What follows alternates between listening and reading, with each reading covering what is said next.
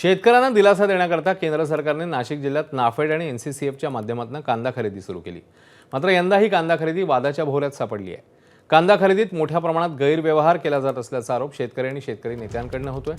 चांदवडजवळ असलेल्या नाफेडच्या गोडाऊनमध्ये तब्बल 5,000 मेट्रिक टन कांदा सडून खराब झालाय। सहाय्यक कृषी अधिकारी यांच्या पाहणीत हे धक्कादायक वास्तव समोर आलं। तर नाफेड कांदा खरेदी करताना उच्च प्रतीचाच कांदा हवा म्हणून शेतकऱ्यांना अडवणूक करते। मात्र नाफेडच्या गोडाऊनमध्ये अक्षरशः सडलेला कांदा आढळून आलाय।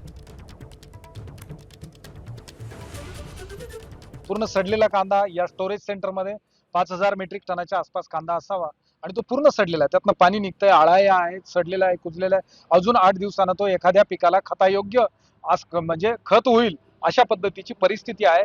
याला कांदा खरेदी कसं म्हणायचं? नाफेडची कांदा खरेदी, नाफेडची कांदा खरेदी, ही कांदा खरेदी आहे का? तिकडं बाजार समितीत कांदा खरेदी करा म्हणतो आम्ही, शेतकऱ्यांचा थेट कांदा खरेदी करतो म्हणतो आम्ही, तर तिथं म्हणता ग्रेडिंग कशी करायची?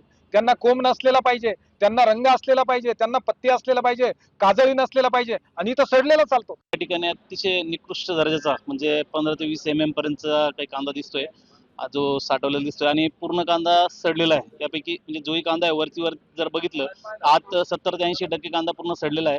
अजून 8 दिवसामध्ये त्याचं खतात रूपांतर होईल, जो की खाण्यायोग्य अजिबात नाहीये।